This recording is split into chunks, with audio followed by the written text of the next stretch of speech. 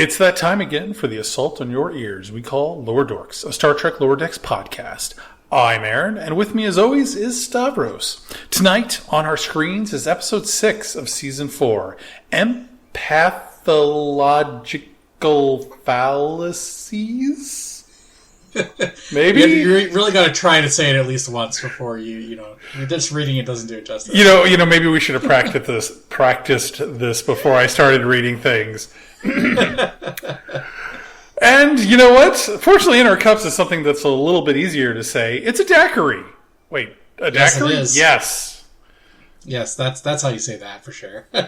Yeah, I was looking at the promo pics of this episode, and it shows some of the characters with long cups. And you know what? I thought, that kind of looks like daiquiris. You kind of see those in Vegas, poolside drinks. So you know what? We're drinking that. In case you didn't know what a daiquiri is, it is ice and strawberries in this case, lime juice and rum. Or you could be like me and just get a mixer and then just add ice and rum to it. Indeed. I didn't want to run a blender, perhaps to my detriment. I was drinking mine. It tastes nice and fruity, which is good. But then, I was drinking it with a straw because I was like, you know what? The characters in the episode are using straws. I'm going to use a straw. And then I said, let me just sip it and see if it tastes different. And all the rum had gone to the top, and I just got a mouthful of rum. So no. I don't know how to mix it. It doesn't stay mixed on your end? It's not staying mixed. Yeah, I'm not sure what's going on. Yeah, mine is like pseudo mixed, but instead of I did raspberry, by the way, because that's the kind of person I am. But I actually did a raspberry smoothie mix that I put in the freezer, and then I threw in my lime and my rum, because that's the kind of man I am. I'm lazy, but not that lazy. I remember getting virgin daiquiris on vacations, when I was a wee lad. So this is kind of bringing back weird childhood memories for me. I don't think that was the intent. Yeah, that's weird. This is bringing back weird childhood memories for me too, but not for the same reason. Virgin though, I guess you had a softer childhood than I did. Yeah, apparently so. Yeah, I don't know if that probably wouldn't have gone well. Here's a bottle, Aaron. Don't bother us till Tuesday. I had good parents. Anyway, let's talk about this episode. Empathological Fallacies. So in this episode, 3 Betazoid ambassadors who love to party come on board just in time for the crew to start losing control of their emotions. But in reality, it's Talin's emotional instability that causes the crew's outbursts of passion. Meanwhile, Boimler gets a lesson from Shax on how to be a badass by showing him how to relax. Wait. We learned a lot about Shax in this episode. We did learn a lot of... Well, not really. I mean, nothing in this episode was out of character for Shax. Oh, no. Not but, I'm thinking about your characterization of the plot. 3 Betazoid ambassadors come on board just in time for something to happen. Come on. We all thought this was a Luoxone and Troy's menopause episode, right? Yeah, absolutely. Alien menopause, where she was causing the craziness. And, they threw us a bone. It wasn't, now I can't remember the name of that episode from DS9. Yes, it is. I have it here somewhere. What's it called? It turns out it wasn't that episode. It was Sarek. It was not. Yes. So, it wasn't the, well, actually, no, I guess I shouldn't say this because, memories. Actually, both of those episodes are pretty good episodes. I don't care what anybody says. They're good. Luoxana's scene in the broken turbo lift with Odo. That is prime Star Trek, and it's so good. It is really good. You know what? Whatever. McMahon, you chose some good episodes, and I'm a little disappointed. You're supposed to riff on the bad episodes. He's riffing on the random telepathic projection here, obviously. Obviously. But yeah, wait, we're supposed to actually talk about the episode rather than just rambling incoherently. We'll get there, all these things we're going to talk about. But first off, this is the second episode directed by Megan Lloyd. She just did I Have No Bones and I Must Flee, the Moopsie episode. So I think only the second episode of Lower Decks she's done.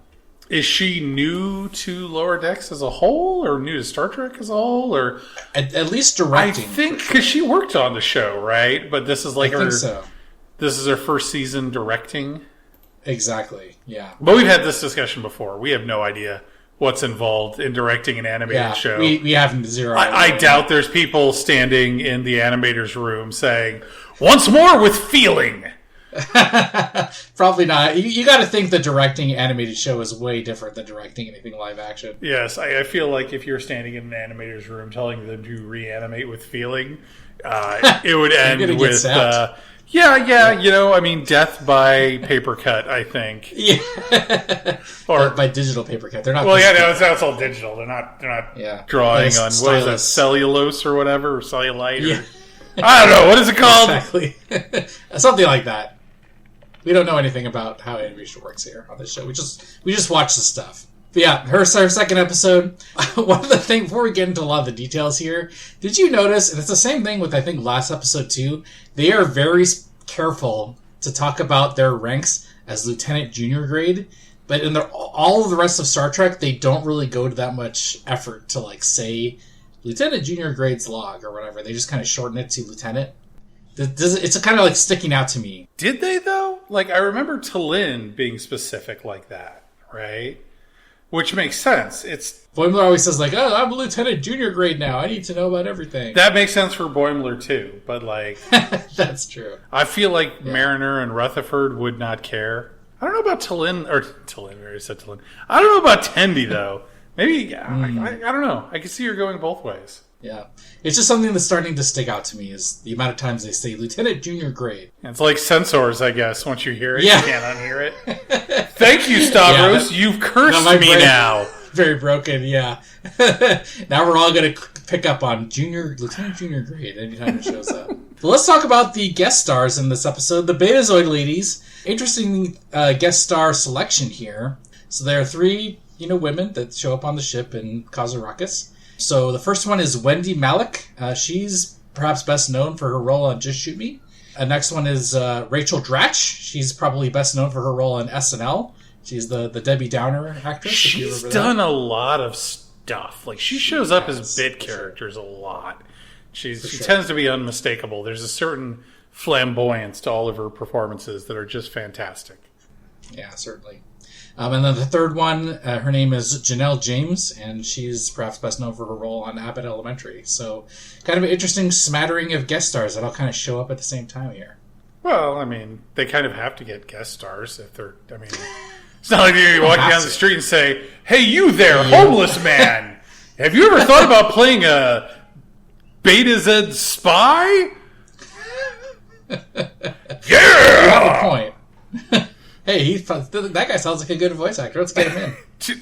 To be fair, pull that guy out of the street. To be fair, if I was lying drunk on a curb and somebody said, "Hey, do you want to be a voice actor? We'll give you money," I'd be like, "Okay." I say yes. Yeah. What do I got to do? Can I bring my drink in the paper bag with me? With my daiquiri in the paper bag? I highly doubt the homeless people are drinking daiquiris in paper bags. I guess you're right. Funny thing about these characters, we thought when we saw them show up in the trailer, we thought they were Hysperion, Phillips's people, but they are not. They are Betazoid. I can see how we can confuse that. Definitely. I kind of wanted to go through and try and find all of the past appearances of Betazoids, especially since these people felt like they were kind of, grokking Luoxana Troy. Yeah, for sure. And just see her outfits and compare them. But then I realized I'm not you. I don't care that much about what people are wearing. Probably for the best, to be honest. Let's see, what else about these women? They get picked up from Angel One. And if you forgot about Angel One, that's from the Next Gen episode called Angel One. That's the matriarchal society with the subservient men. Which is kind of interesting because, they get picked up because the Betazoid society is matriarchal.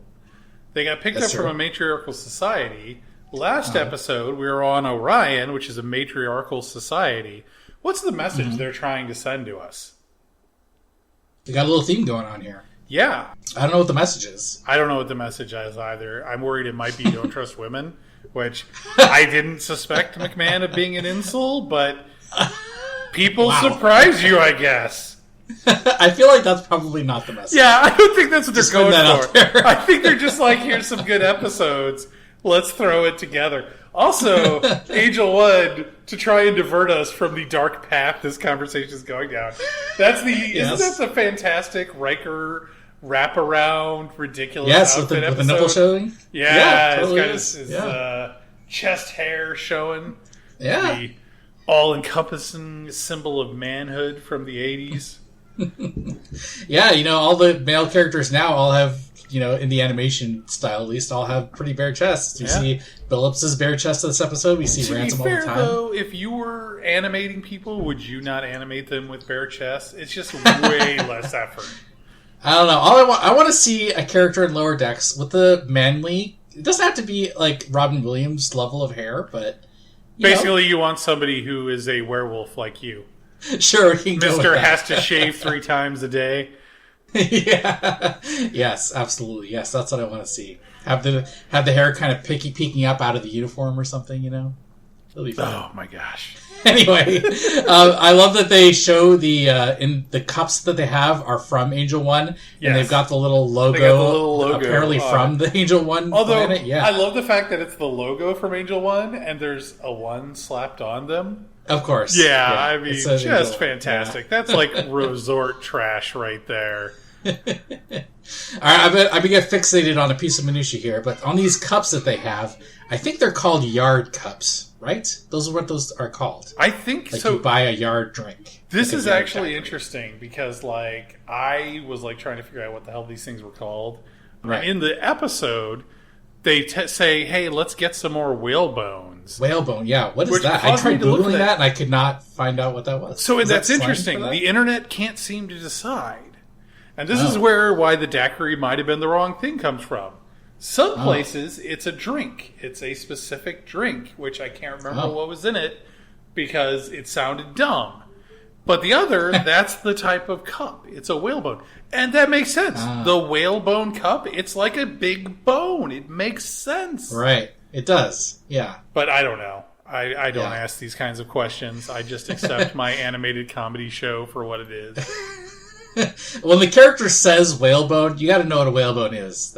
I think that's. Let's not go too deep in here. Whales have bones, and let's just accept that at face value.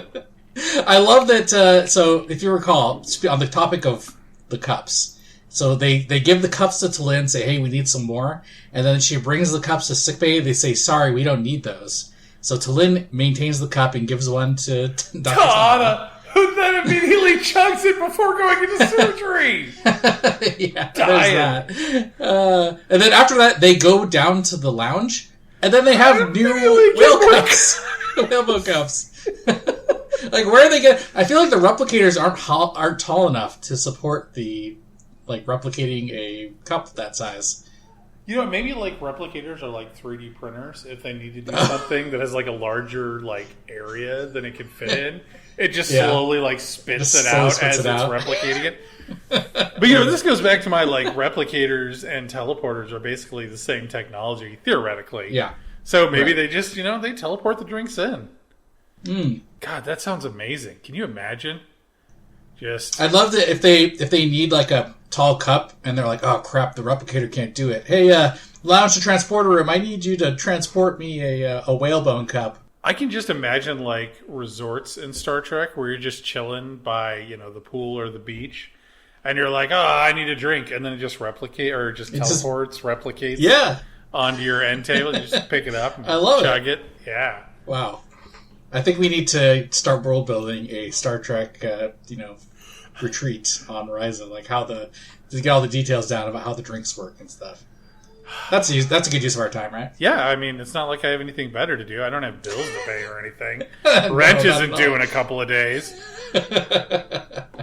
Anyway, what else about these fine ladies? Why are we still talking? Oh, we're not talking about the cups anymore. We're moving on to something else. Oh, do you have more about the cups? Because I love the cups. No, I was going to say get off the cups, man. Oh, okay. Fine. We'll get off the cups. There's a whole episode here that is not about cups. I know. But back to these fine Betazoid ladies here. I love that when they actually do turn out to be spies, they have the crazy James Bond level spy gear.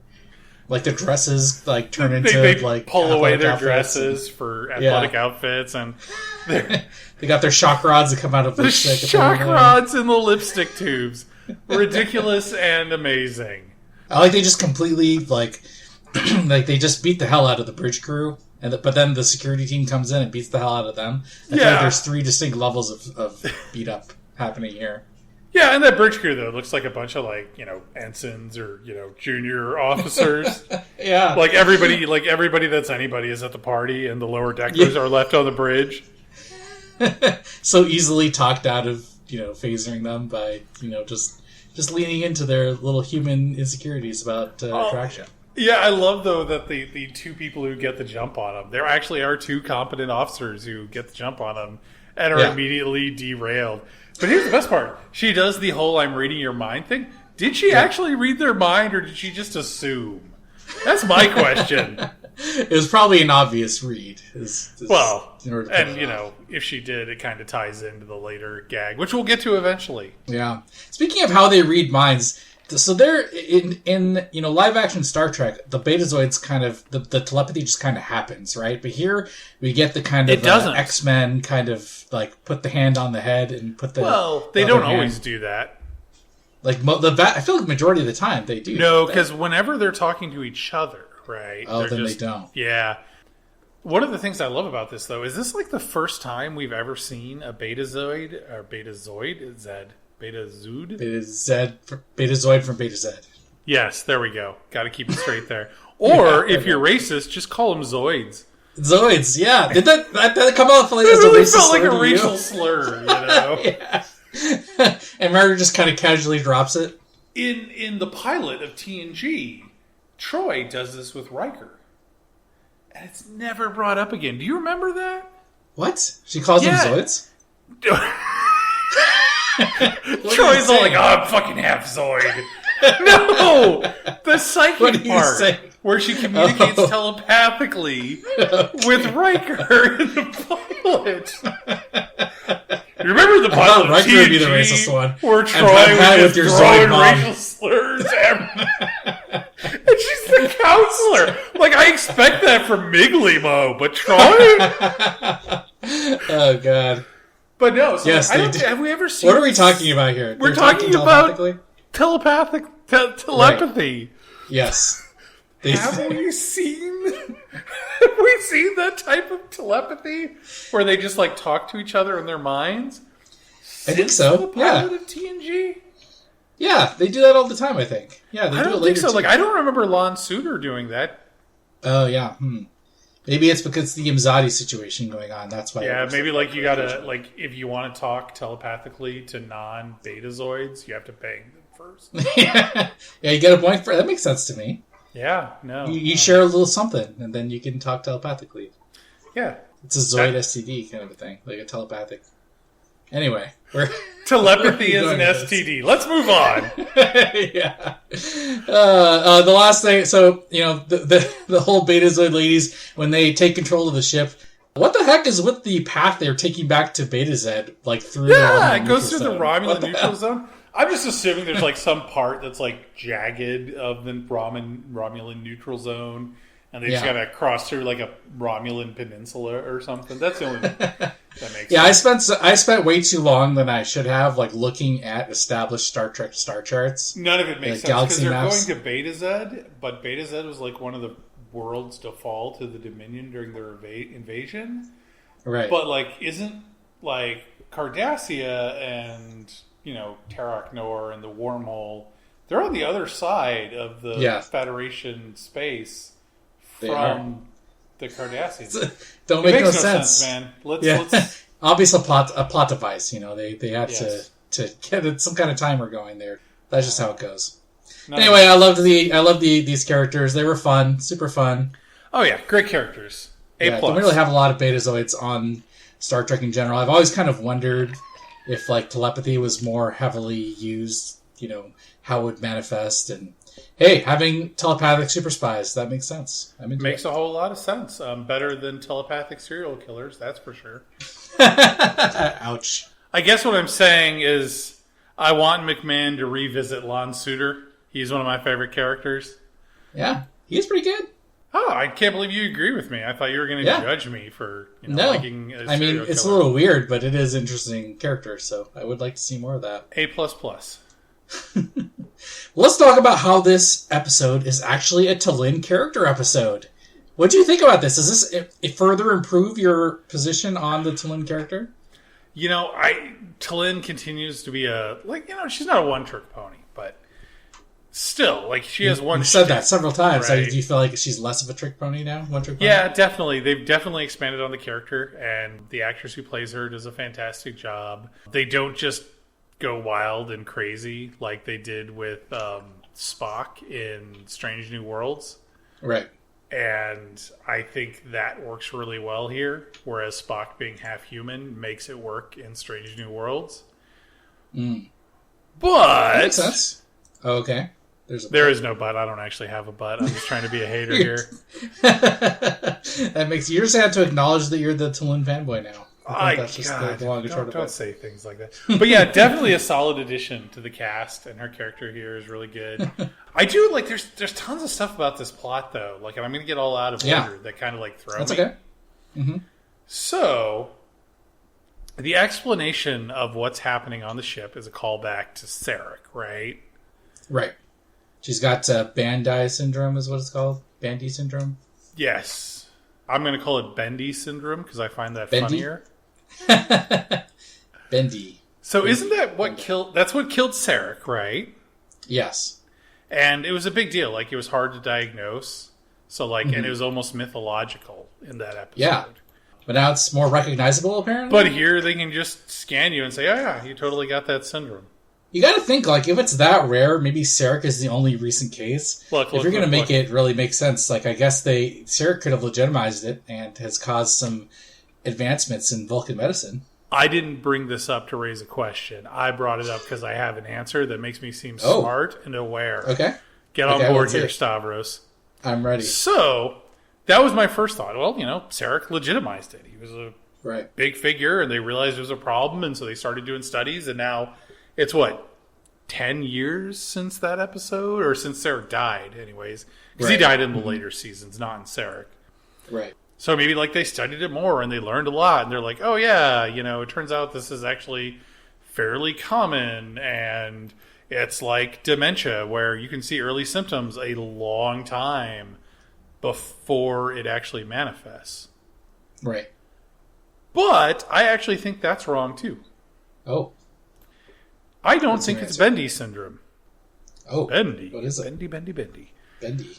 I think it's something else because they never say, or T'Lyn anyways, and even Mariner doesn't even reference it. She just references that, if it's Bendii Syndrome, then that just makes T'Lyn super Vulcan, way more Vulcan. Right. But T'Lyn says there's a whole host of conditions that can cause this. It's probably something else.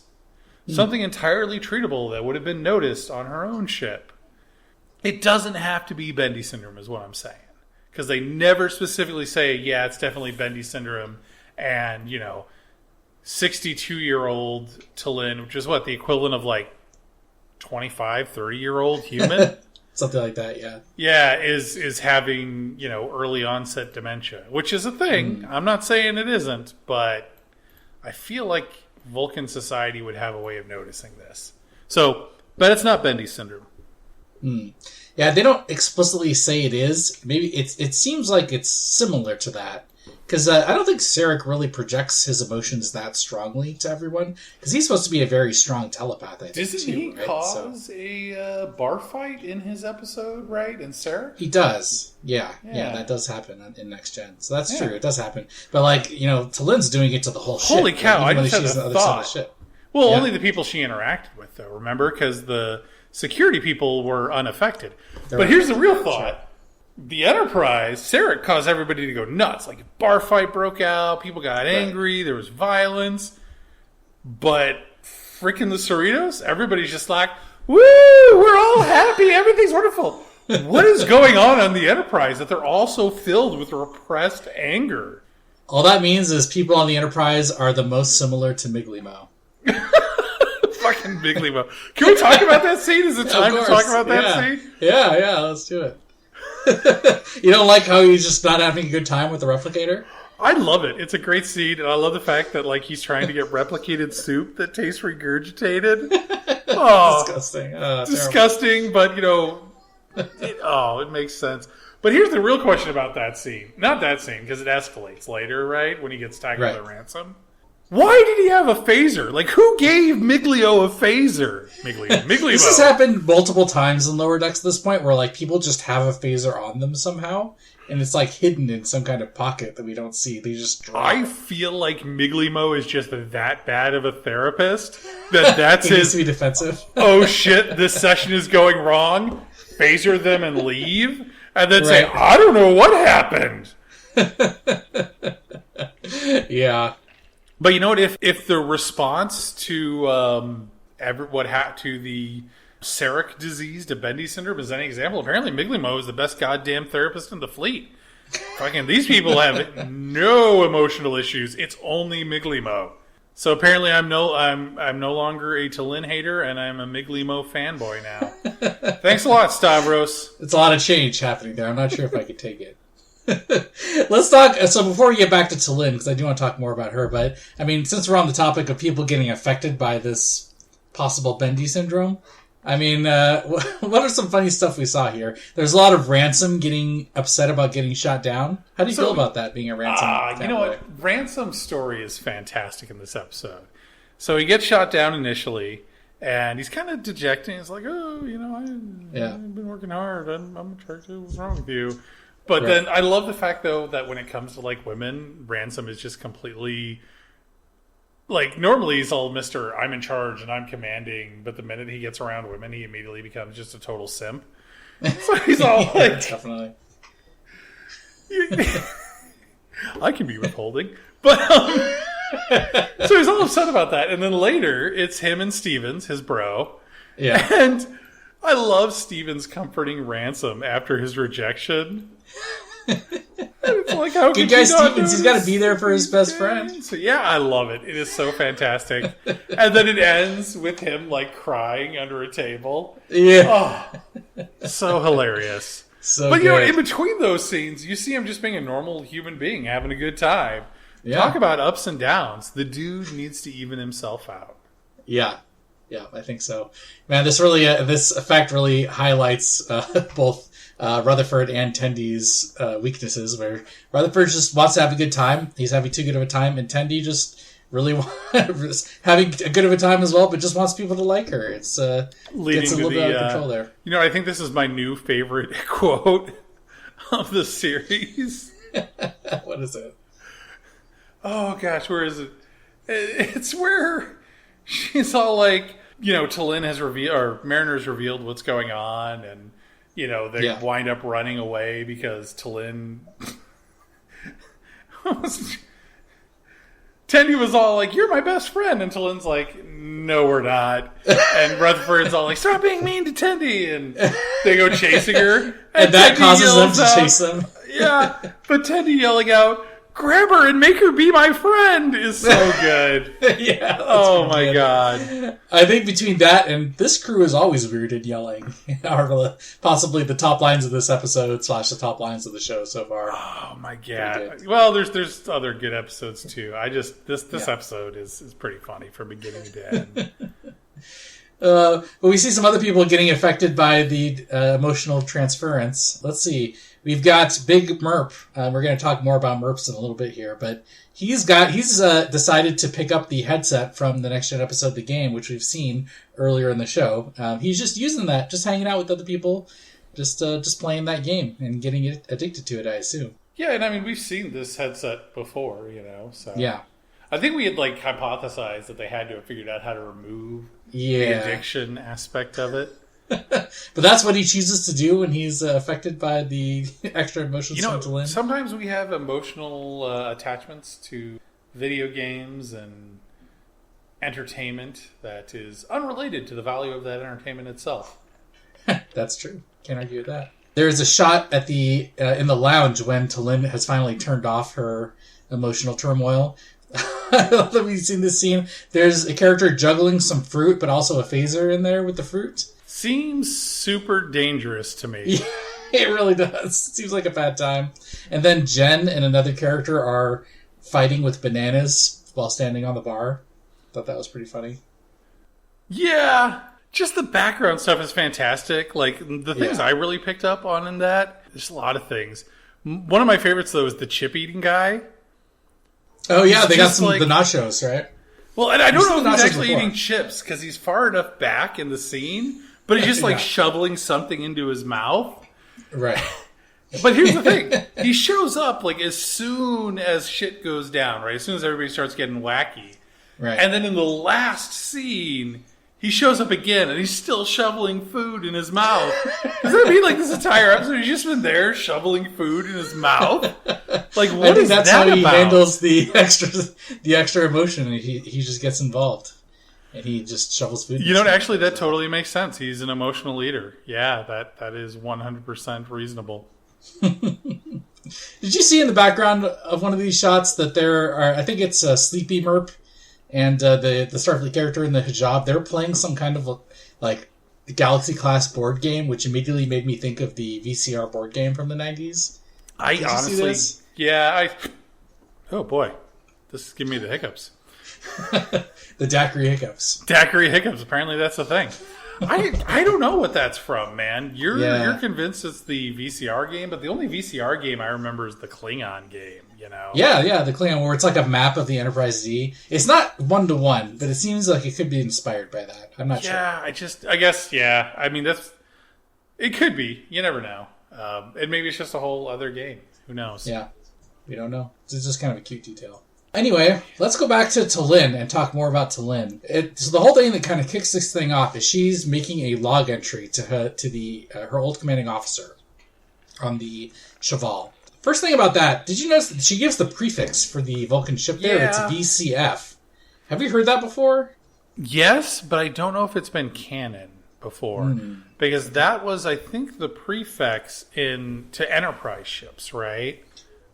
Vulcan Enterprise ships, not obviously other ships from Enterprise. I think that might be and I don't know. I don't know if we've ever seen it on screen before or not. And honestly, I don't care. I don't care that much. It's interesting detail. We've seen VSS and NSS before, but never VCF. Let's see, what else? We get a look at T'Lyn's quarters. She gets her own, by the way. She doesn't have to have a roommate. What is the deal with Vulcans living in dark quarters? I don't know. Great question. You see over her bed, she's got a photo of the surface of Vulcan with those weird, creepy statues that are holding Lurpas. You know, whatever, dude. Those statues are awesome. I always loved it's really the Enterprise Vulcan scenes that I always loved. The portrayal of Vulcan as this blasted landscape world, and then you learn that they nearly wiped themselves out before they embraced logic. I always thought that was fantastic. It was good imagery supporting good storytelling. Yeah, it is nice. Yeah, stop being a hater. I guess it makes sense that if she's kind of pining for her old life, that she would put a picture of something that reminds her of her home world there. Makes sense. Yeah, could be. I love when Mariner pokes her head in and it says, hey, we got this party with the Betazoids. There's a chocolate fountain. And I didn't know this. I'm curious to know if you've heard about this, but apparently it's a deep cut. It's kind of fandom generated fact that Vulcans, when they eat chocolate, they get inebriated. Did you know about this? I have never heard this before. It's a fanfic. It's kind of like a weird internet lore thing where no one quite knows where it comes from. But everyone kind of knows that if you get Vulcans eating chocolate, they get messed up. And that's why she kind of says, hey, if you want to get spicy, you can eat some chocolate. I was unfamiliar with this. This is brand new to me. It's definitely weird. I just happened to catch some people talking about it online, and I'm like, wow, really? And sure enough, that's kind of a thing. It's semi-canonized now. Well, I mean, definitely not semi-canonized. I mean, because that was in response to, I know you don't drink, right? Yeah, that's true. That's like saying, you say to somebody, hey, I know you're not an alcoholic, so, here's a Coke, and then saying, that person gets drunk off of Coke. Well, that's dumb. Yeah, well, now you know. I don't know. Anyway, so this whole thing with her trying to get in touch with her old CO is what starts this whole thing kind of going off the rails. So by the time the climax is coming about, where Mariner Tallinn are getting, are running away from Tendi and Rutherford and all the rest of those guys, they run and lock themselves in a uniform closet. And by the way, why are there uniform closets? Like, I know, like, all the Lower Decks guys have their own little things. Replicate their clothes. Yeah, exactly. Yeah. What's in the? It's a huge room too, by the way. Maybe it's not like maybe it's not like a closet full of like clothing uniforms. Maybe it's like uniform as in standard, as in this is a standard closet. Is that what that means? There's no judgment on what goes in there. It's just this is how closets are on this spaceship. It was neat. A cool little detail is when they run into the closet and Mariner smashes the control panel. It actually says uniform closet on there, and I feel like they added in that label just so you know where they are. I feel like there was a writer that was like, okay, so they're running away from Tendi and Rutherford and all those guys, and they run and hide in the closet, and then the background artist is like, shit, how do I tell that they're in a closet? What does a Star Trek closet look like? I know, I'm going to put it on a panel. I think you're reading too much into this. I think this is just a callback to random labels in Star Trek throughout its history. It very well could be. And Mariner had to have something to smash, so. Yeah, if we're going to talk about the closet scene, though. Oh, of course. Can we talk about, I love the mind melding bit. Yes. Where Mariner's all like, are you mind melding with me? Like, there is something very, like, sexual about the way she says it, right? It's not, are you mind melding with me? It's, are you coming on to me, right? Really? I did not get that. I kind of read it as relief.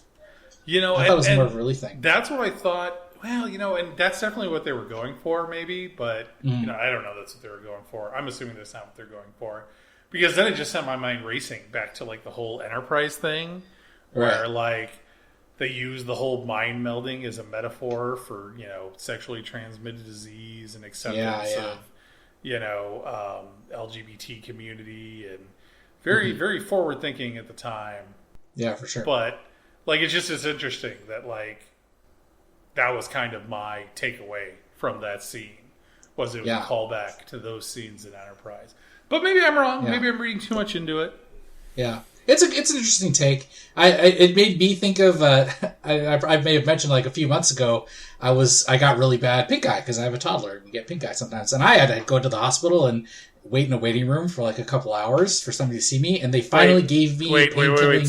Stop. I know where this is going as a follow-up from what I just discussed. Okay. I've seen this porno. I don't need to tell you how you lived it. It is not a porno. Anyway, as I was saying, they finally gave me some pain-killing eye drops. And, like, the relief I felt after suffering for a couple hours was, I saw that in Mariner's face when she got the relief from the crazy emotionalness from Tallinn. So, that is where I'm saying that is probably coming from. That's what it came off to me as. Okay. Anyway. We've gone from STDs to pink eye. By the way, kids, if you're getting pink eye as an STD, you're doing it wrong. I think, yes, that's probably correct. You don't want to cross those streams. Oh my god, what are we moving on to next? Or are we still on the whole Tallinn? Yeah, the Tallinn thing. So, as that thing gets resolved, of course, I want to talk about the it's a problem you can't roundhouse kick, because, it's true. You know what? Oh, man. It's a great line. Love it. It's very Mariner. But yeah, and Tallinn finally has her character moment. That's what makes this episode a character episode, where she is feeling like she's too emotional because, she has this, issue, whether it's Bendii Syndrome or not, where her emotions are getting transmitted out, and Mariner helps her have this realization where if Vulcans get this, and Sarek is the most Vulcan-y Vulcan that there is, then she too is Vulcan as a motherfucker. And I thought that was a great, kind of resolution to the problems of the episode. Yeah, no, it was definitely the thing is, though, like, if the only thing that you can do to make people feel better about themselves is give them a yardstick to measure against others, you're kind of devaluing their self-worth. Maybe. I can see that being a thing. And maybe I've had too many daiquiris. God damn it, Stavros. I mean, it's, you got to do what you got to do to get her out of this situation. And by comparing yourself to a good role model, I think there could be some value there. I think that's a great message. When your friend's in a funk, you do what you got to do. That's right. They are certainly tattoo. Best friends. I think there's going to be, after this episode, there's going to be a lot of Mariner to Lynn shipping. After? Jesus, I feel like it started before. But yeah, this is definitely going to turn that up to 11. Indeed. Anyway, should we go on to the Boimler plot? Or is there anything else that we're missing about the rest of it? You know what? Well, I don't know. There's a bunch of little side snippets here, though, that we should probably talk about. Sure. Yeah, which one's caught your eye? So we didn't really talk about Freeman too much. And the fact that she's actually behaving like a rational captain. And she's, she's clearly in a devoted marriage and loves her husband. And she holds it together surprisingly well, considering it's... And her pushback against a lot of the shenanigans is, I'm happily married. Yeah. And then that leads her to realize something is wrong because people are doing things they wouldn't normally do. And really good. And then when, Mariner and the captain meet up later and the captain doesn't want to believe that the Zoids are doing anything wrong. Yeah. It's just such a great mother-daughter moment. It's very hilarious. Freeman does great all throughout this episode, which is very uncharacteristic. I know, it's probably one of the top Freeman episodes of the show. But maybe that's the message for Freeman. She needs to embrace her emotions. Oh, yeah. That could be it. Yeah, she should talk to Lynn. She could learn it. Maybe they'll become the next ship. They'll become best buds next, and the internet will take off with that. That would be hilarious, because she's slowly working through the Warp Core 4, right? So all she needs is a Rutherford episode? I think you're right, yeah. But maybe once that gets done, she starts working on the senior officers. We get I want a Ransom into Lynn episode. That would be amazing. Yeah, I cannot wait to see Lynn shut down Ransom. That's got to be fun. Okay. Any other pieces we're missing? We're missing lots of pieces, but I'm too deep into my cup to remember what they are. So let's move on to Boimler's story. Yeah, let's do that. So this whole part of the story is about Boimler and how he needs to relax. I love how this starts off. He's trying to memorize, I should say, all of the names of all the crew members. And we get kind of more canon names for all the merps. Sleepy Merp. What the Sleepy Merp. Sleepy Merp. So is that their real names? Because I feel like the computer wouldn't take a nickname as, valid. It's probably a translation, and the name means. No, that can't be right though, because we've seen the computer doesn't always translate words that have cultural meaning, right? Like how some words in Klingon aren't translated. Yeah, that's true. So I feel like, is their name actually Merp, Big Merp, and Sleepy Merp then? Like Ensign Merp and Ensign Sleepy Merp? I have no idea, dude. That's just their name. Don't ask me. I think that's what it is. I love that we got that info. So now we know what their names are. It's good. Names for background characters are always nice. If you say so. And then Rutherford, of course, refers Boimler to the program. And then we figure out what that is later. And that's Shax's very holistic approach to securitying. Or at least, one part of the larger whole. I love that Shax is he's got this super dark background that he was a Bajoran freedom fighter. But he's this Mr. super supportive, does pottery and artwork and enjoys poetry kind of guy. Yeah. I love it. I love it that they give him that dimension. It's great. It feels really good. Oh, so good. So good. So, interesting thing, when Shax takes Boimler to the security, I don't know what you call it, get-together, the little party, they go to some kind of different area of the ship. Have we seen this part of the ship before? I don't think so. It definitely has a distinctive look. Yeah, I was wondering if maybe it's somewhere random, on one of the struts, maybe, or on the pod. I can't imagine maybe. It's on the struts. I bet you it's some the lower decks are lower deckers, but this is probably some industrial area where it's not really normally used, but there's space there. Right. Yeah, because we've established, and I think we've talked about this in previous episodes, where all the Star Trek ships have super tiny crew counts for the size of the vessel. Right. So there's always So got to there's be just space. like, yeah, I mean, like Discovery's like pod moving through a empty warehouse. Not unreasonable unreasonable for the size of ships that are portrayed. For sure. I want to know where it is, though, because it does have a very distinctive look to it. It was cool. Yeah. And it's like, it looks like it's not set up for anything. It's just a big empty room, right? With folding chairs in it. Well, folding chairs. Is this canonized folding chairs now, by the way? Have we seen these before? I don't think folding chairs will ever stop being a thing. As long as there are people to put out folding chairs, there will be folding chairs. I mean, as long as there's children who need something to do while the parents actually prepare. That makes sense. I love how Boimler is really excited to learn Tsukatsi, which is from that Voyager episode with The Rock. Like, he thinks that's what they're going to do in this room. But, nope, it's folding chairs and charades. Yeah, totally I didn't pick up on that's what they were doing. I assume he says yeah. at some point. Yeah, they're right about to go in. He's really excited about it. Somehow was distracted, I guess. By the corridor art. I was too enamored with the set piece. I know.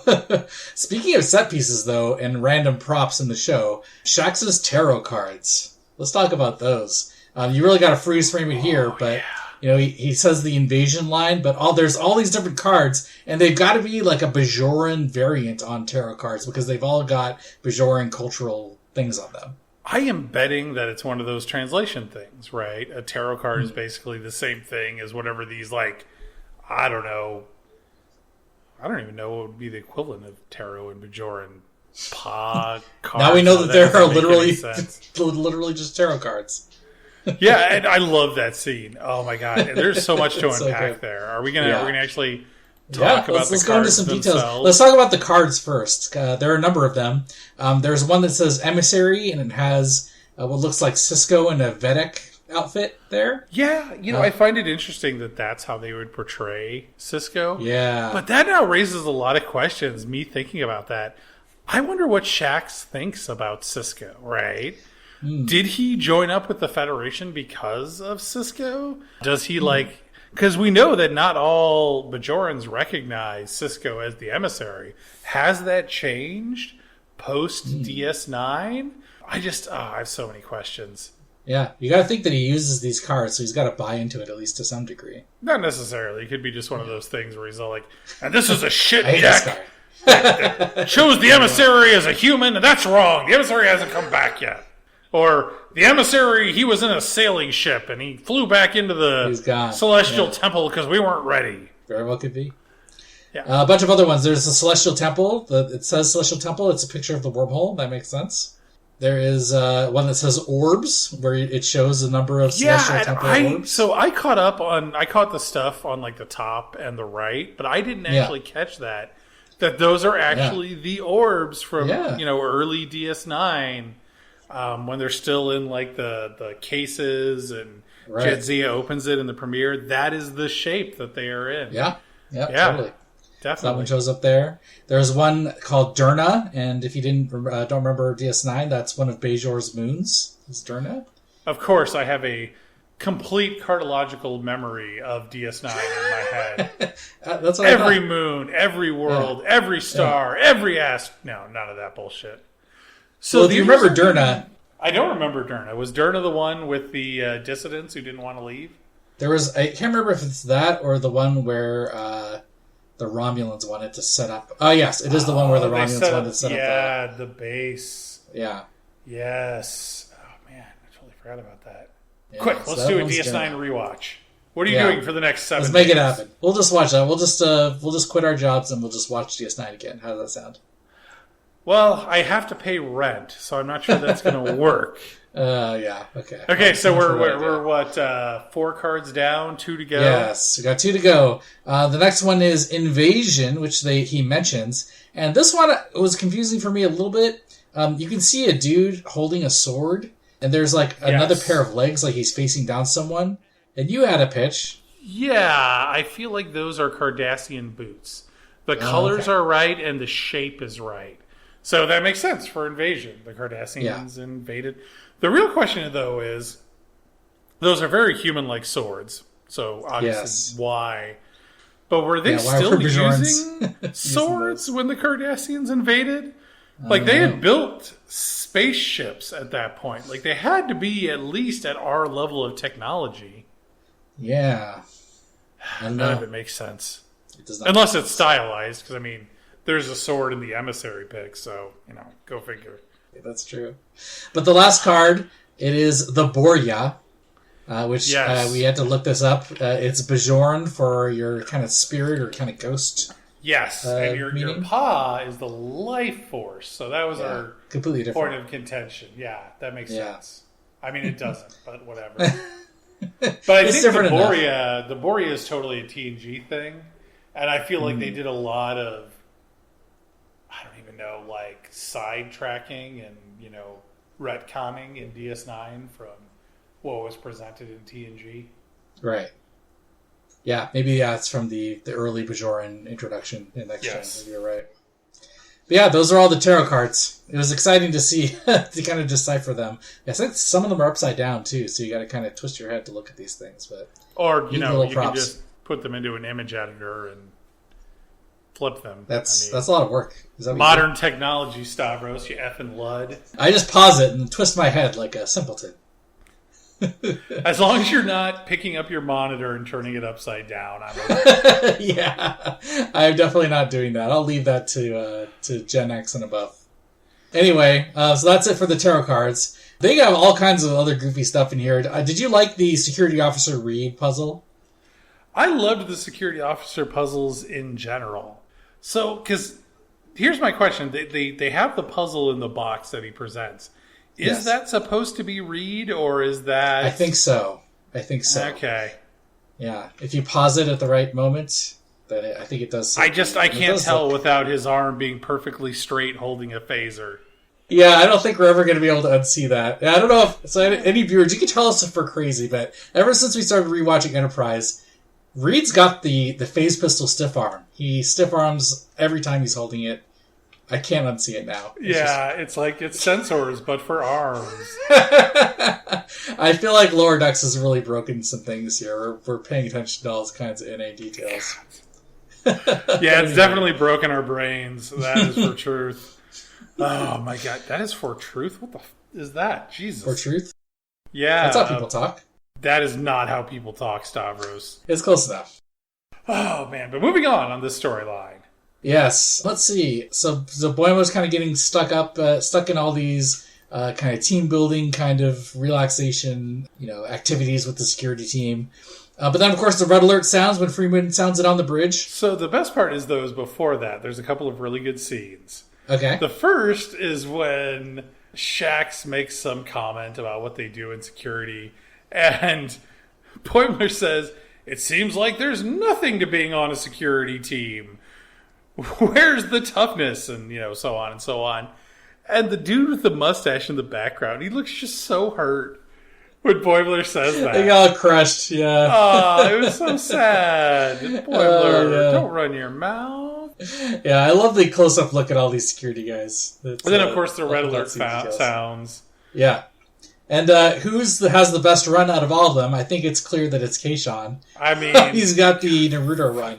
Where he does the little chest first run. Speaks in memes and now apparently runs in memes. I wonder if he watched some Naruto and he's like, Keishan, his eyes open. Running like Naruto. Tamarians. No, I don't even know where I'm going with this. Naruto as he runs. No. Maybe Naruto, fast as the wind. He's an alien. Maybe that's how their running works. I don't know. It could be. Actually, speaking of the running animation, so I feel like most of the other characters have, they drew, a run animation and they use that. But now we've got Keishan's Naruto run, and then Talin. Did you notice when Talin runs in this episode, it looks different than the other characters? She does, the full finger extension run. She doesn't ball her fist when she runs. She kind of does, Really? She does the Tom Cruise run? Yeah. How did I not notice this? When does she run in this episode? When they're running away from the other crew members. Yes. That's it. Yeah, when they go to hide in the closet. So now you got the two characters on the Cerritos that have unique runs for whatever mimic runs anyways. That's right. One of my favorite things about the security officer stuff is, when they pull out all the phasers and Boimler's like, phasers? Big phasers. Big phasers? Oh, so good. And then they have them when they apprehend Ta'ana, but then when they show up on the bridge, they just decide they don't need them, and then they end up not needing them at all. They just show up and just punch people until they're knocked out, apparently. Well, I mean, it's one thing, like, to have them, use their fists instead of the phasers, but, like, they don't even have the phasers at all. No. They just drop them off downstairs. They're like, we got Ta'ana. Okay, guys, let's put these away. And time to retake the bridge. You can't have the badass, kung fu scenes without them, getting rid of the phasers. They just walk onto the bridge and phaser everybody, and we're like, well, that's done. There's never going to be wow, you guys are awesome from Boimler. Yeah. They clearly had to pull off some kind of, like, security is awesome thing. And it's one of the only times where Shax's security detail is shown to be pretty competent. I enjoyed that. Well, have we ever seen them to be incompetent? They're just kind of ineffective. They just kind of get bonked. But that's that's a TNG, or not TNG, that's like a Star Trek meme, right? Yeah. Like, security is worthless. Yeah. Like, I think even in the last episode, Shax gets, like, thrown off, what is it? Some kind of, like, larger alien throws Shax across the room, and, he's instantly defeated. So this is something that happens to Shax a lot, and it's obviously to show Boimler that, it's security isn't all about kicking ass. Which I love that. I love Shax's speech about they protect the crew, not just from, physical threats, but emotional ones too. Yeah. Security, man. Better therapist than Miggly Mom.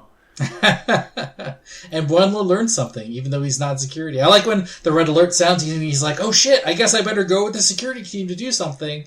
Like, what's his job when the red alert sounds? He can just do whatever he wants, I guess. Well, I mean, they probably have battle stations. I don't know where his is. His is to follow security around, apparently. Maybe he felt like he could lend his services as a command officer. He could help them out. That just hit me, though, because Freeman activated the red alert, right? Did they ever, was there ever an announcement that the ship had been taken over? No, we just went to red alert. The security guys just assumed, right?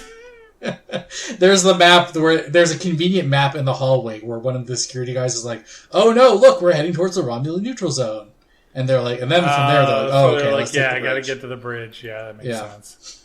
But yeah, Boimler learned something, even though it's not his job. But you know what? He's in command. He needs to know about how all these other departments operate. So I was on board for that part. Yes, I did actually have one more note about this story arc that I forgot.